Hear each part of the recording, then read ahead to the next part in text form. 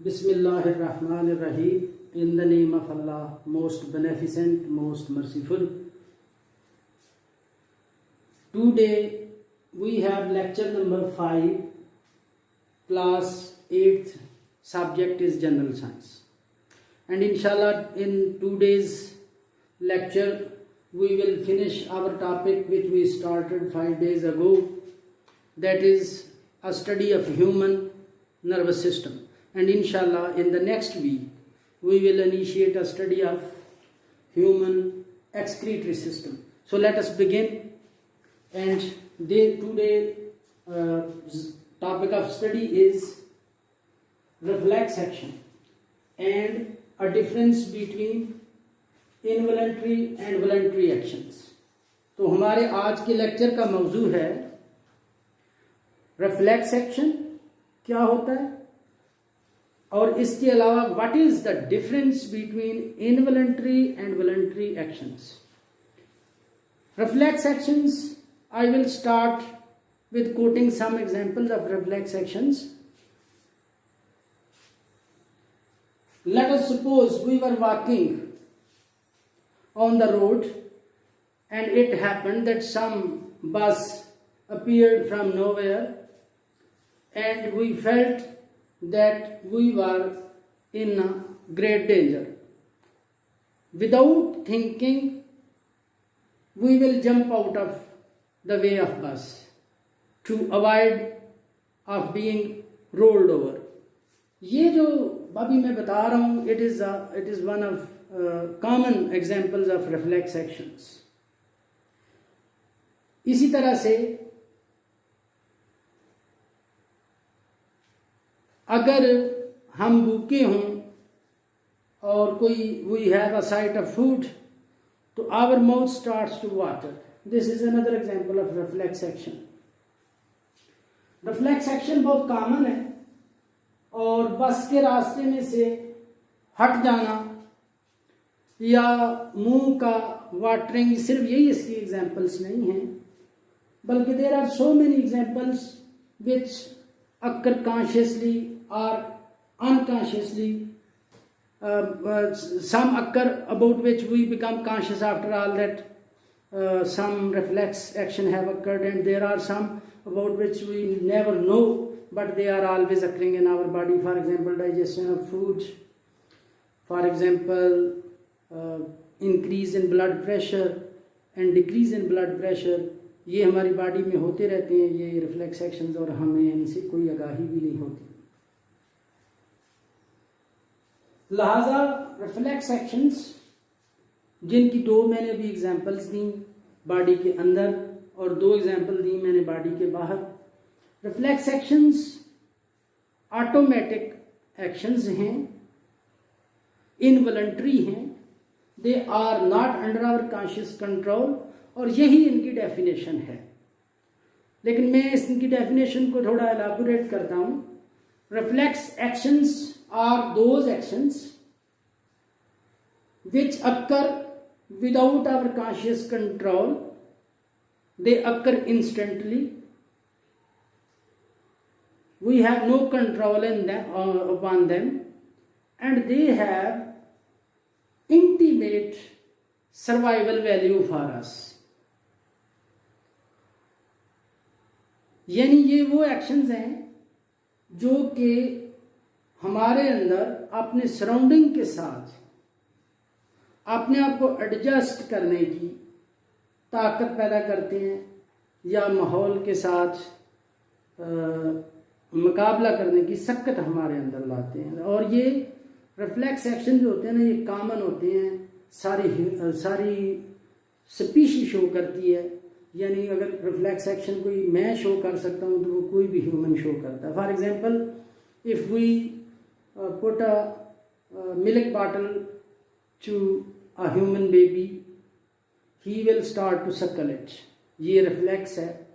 जैसे ही वाटर अपना milk bottle उसके मुंह को टच करेगी तो बगैर सोचे समझे वो उसको सकल करेगा और इसी में उसका सर्वाइवल है.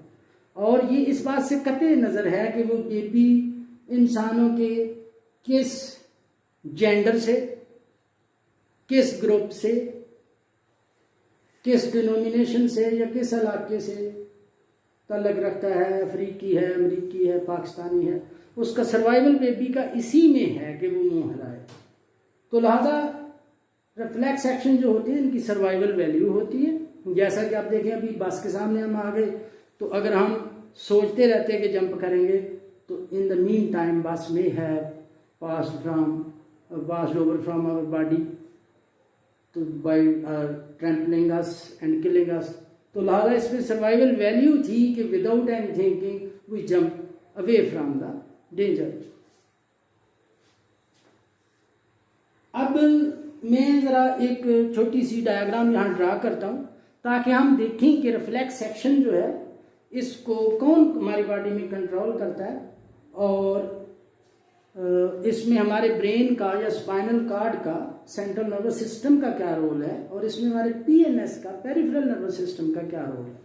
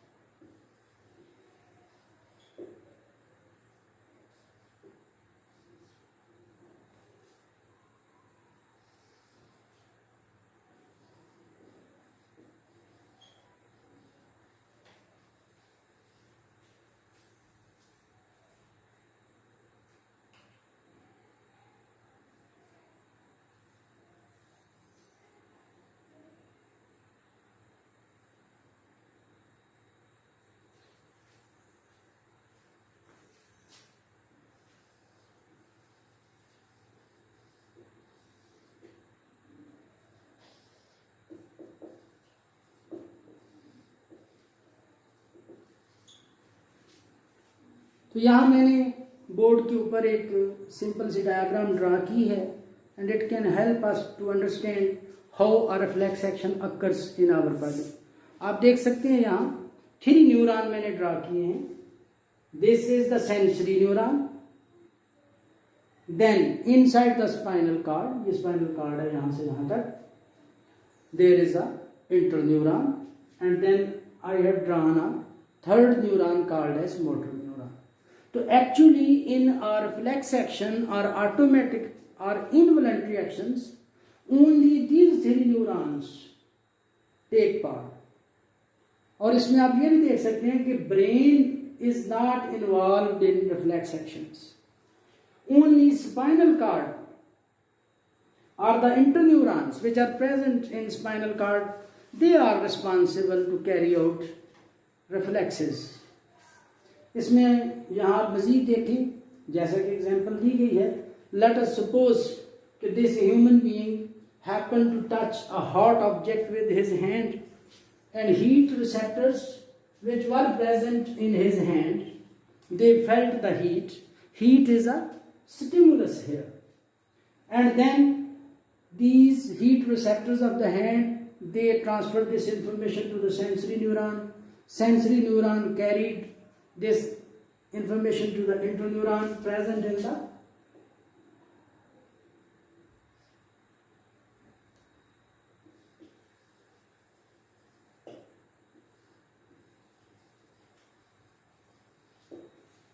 the spinal cord, and interneuron after receiving this information sent an order to the motor neuron, and motor neuron carried the impulse or the information to the order to the muscles of the hand, and they actually withdrew the hand।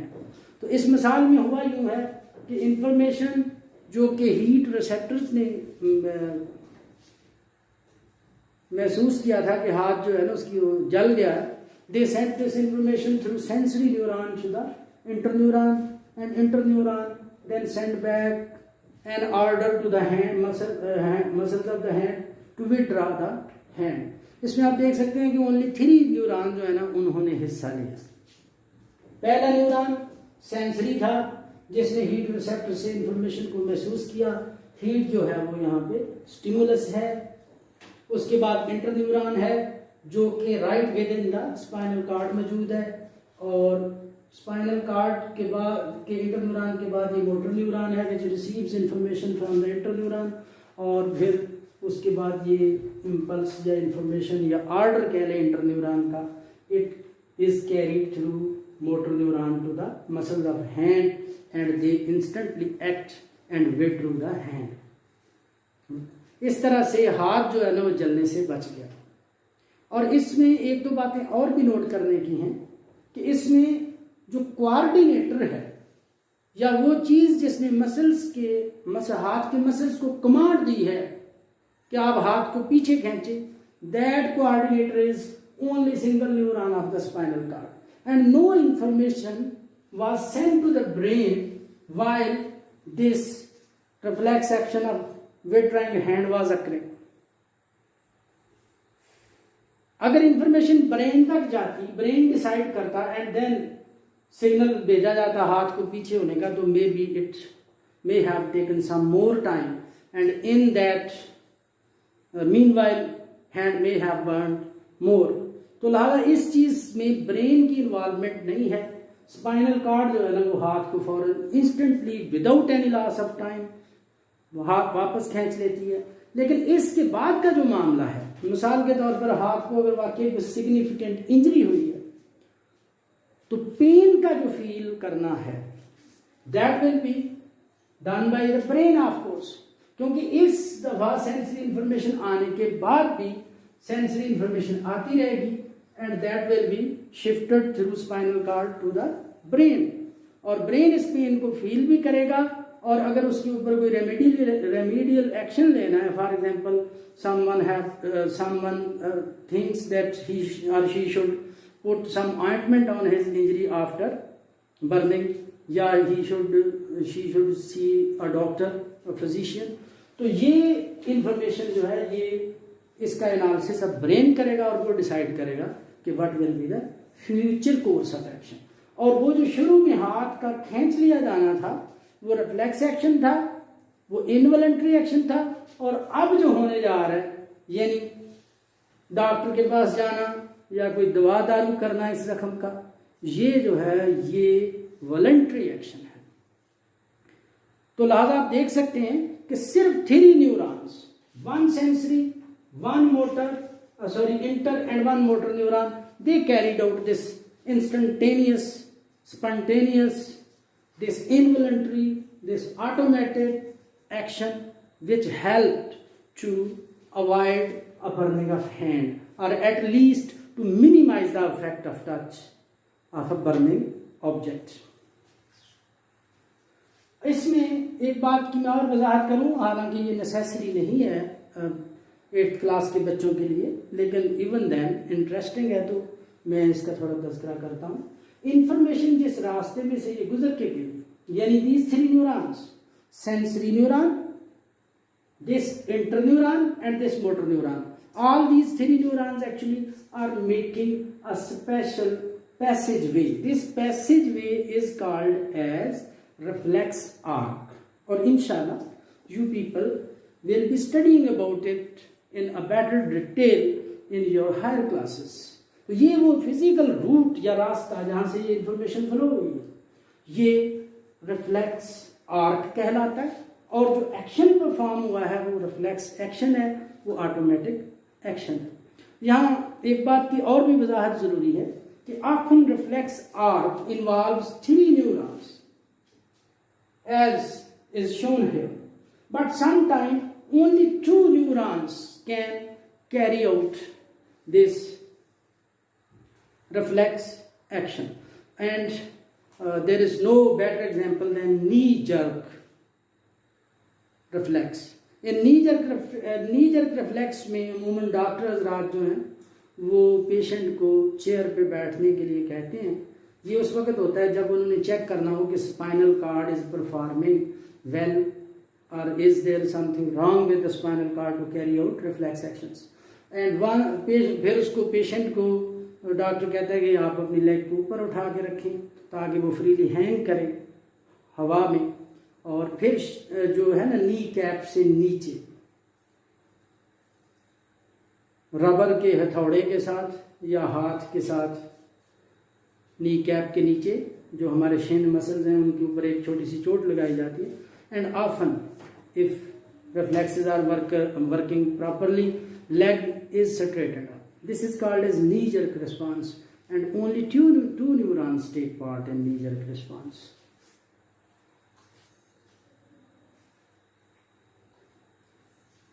अब reflex actions की एक दो और examples के साथ और जो voluntary actions हैं उनकी एक या दो और एग्जांपल्स के साथ मैं सम अप करूंगा इंशाल्लाह। इसको आप देखें, कई एक्शंस ऐसे हैं जो इनवॉलंटरी हैं, मैं रिपीट कर रहा हूं, और जो स्पॉन्टेनियसली होते हैं without any loss of time होते हैं, ब्रेन के सिर्फ 3 न्यूरॉन उनमें हिस्सा लेते हैं, इनको रिफ्लेक्स एक्शंस कहते हैं। For example, if bright flash of light happens to enter into our eye to avoid the damage which may occur to our retina, our pupil contracts, ताकि लाइट की वो जो एंट्री है ना उसको मिनिमाइज किया जाए। और ये सारा जो है ना ये without any loss of time होता है, और ये बड़ा फेमस एग्जांपल है, ये भी एक रिफ्लेक्स एक्शन की, ये भी एक इनवॉलंटरी एक्शन है, ऑटोमेटिक एक्शन है।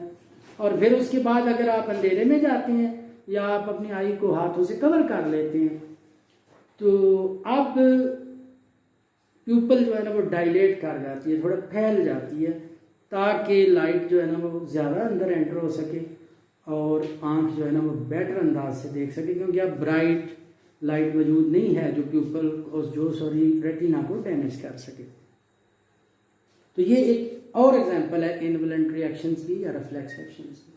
अगर हम जा रहे हों और हम देखेंगे कोई किताब पढ़ी है रास्ते में या कोई मुकद्दस कागज़ पड़ा है और हम डिसाइड करें कि let us pick it up and put it at proper place, और हम उसको जो कि पकड़ लेते हैं उस कागज़ को या उस किताब को, तो ये हमारा एक वॉलंटरी एक्शन है। तो वॉलंटरी एक्शंस ब्रेन करता, स्पाइनल कार्ड नहीं करता। रिफ्लेक्स एक्शंस या involuntary actions which occur spontaneously, ये स्पाइनल कार्ड करती है। तो दोनों एक्शंस ह्यूमन सर्वाइवल के लिए ज़रूरी हैं, लेकिन इन दोनों एक्शंस में से जो फौरी तौर पर ख़तरे का मुकाबला करने के लिए फितरत ने हमारे ब्रेन को या हमारे नर्वस सिस्टम को सिखाया है वो है reflex action.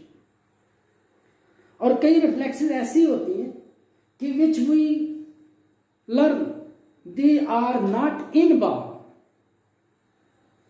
they are not congenital, rather we learn them and they also have great survival value. For example, a driver learns slowly with practice that if he is driving on the road and something suddenly appears on the road which can cause accident, his foot moves reflexively or automatically and pushes the brake pedal. अगर वो सोचता रहे ना कि मैं break दबाऊं या ना दबाऊं तो certainly accident will occur or it may have the more chances to occur.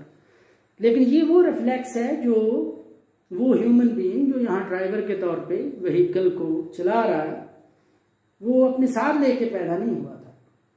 This is the reflex which he have learned with practice.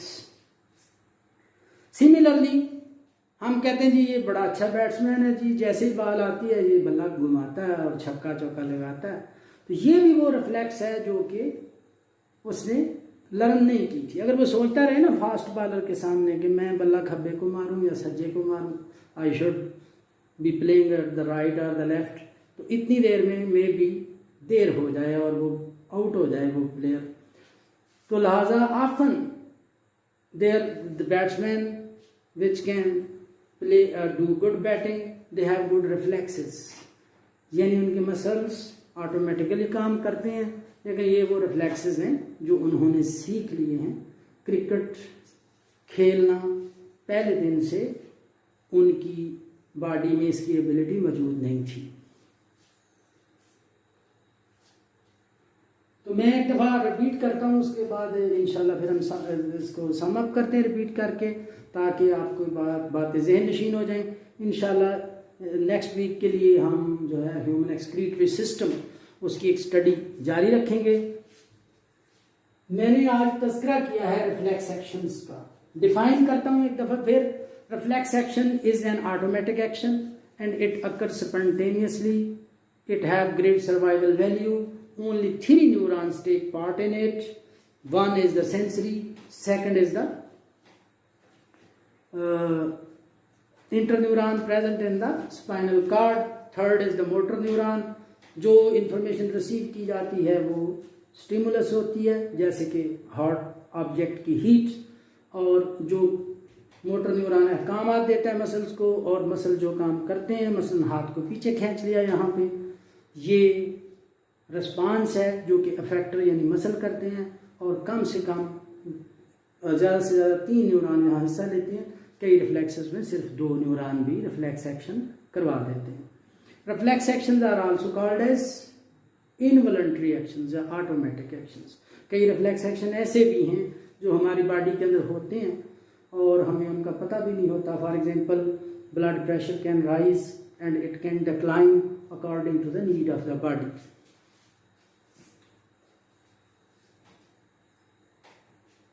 और अब आखिरी बात कि कुछ एक्शंस ऐसे हैं जो कि इनवॉलंटरी नहीं हैं, वो वॉलंटरी हैं और वो हमारी मर्जी से होते हैं और वो ब्रेन करता है। मिसाल के तौर पर हम जा रहे हों और कोई किताब पढ़ी देखते हैं तो हम कहते हैं जी हम इसको उठा लेते हैं और इसको महफूज जगह पे रखते हैं या इसकी स्टडी करते हैं, तो this is called as voluntary action. Voluntary action is performed by the brain, and sometimes it happens that action which actually started as a reflex action that was changed into voluntary actions or non-reflex action. जैसा कि मैंने कहा कि हाथ जलने, हाथ किसी जलती चीज़ को लग जाना और उसको उसका विड्रॉ हो जाना, ये तो रिफ्लेक्स एक्शन है, लेकिन बाद में हाथ की मरहम पट्टी करना या पेन का एहसास होना, ये जो है ये रिफ्लेक्स एक्शन नहीं है, ये वॉलंटरी एक्शन। और ये वो एक्शन है जो ब्रेन कर रहा है और इसमें स्पाइनल कॉर्ड का कोई रोल नहीं। उम्मीद है आपको ये लेक्चर जो है ये समझने में ये लेक्चर जो है इसने आपको रिफ्लेक्स और ऑटोमेटिक और नॉन ऑटोमेटिक एक्शंस में डिफरेंशिएट करने में हेल्प की होगी। इंशाल्लाह हम नेक्स्ट वीक में ह्यूमन एक्सक्रीटरी सिस्टम की इब्तिदा करेंगे। और thank you for listening and watching. अल्लाह हाफिज़।